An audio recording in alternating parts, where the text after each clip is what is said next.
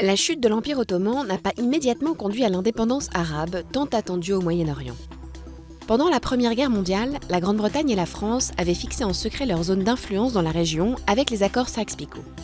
Puis la Grande-Bretagne a soutenu le principe d'un foyer national juif en Palestine dans la déclaration Balfour.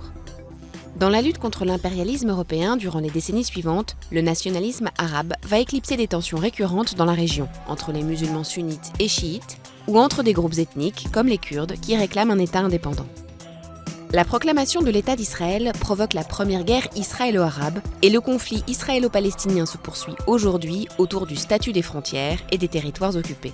La dépendance occidentale vis-à-vis du pétrole du Moyen-Orient, celle des alliances politiques dans la région, principale réserve mondiale d'or noir, comme celle entre les États-Unis et l'Arabie saoudite.